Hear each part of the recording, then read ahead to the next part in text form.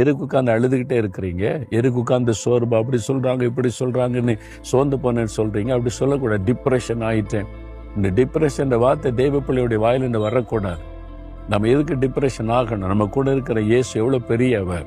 யார் என்ன சொன்னான்னு, யார் என்ன பேசினான்னு, யார் நம்மளை பற்றி என்ன நினைச்சுக்கிட்டா நமக்கு என்ன? இயேசு நம்மளுக்கு குறித்து என்ன நினைக்கிறான்றதுதான் முக்கியம். அதை நினைச்சு சந்தோஷப்படுங்க. ஆண்டவர் எப்பவுமே சந்தோஷமாய் வைக்கிறவர்.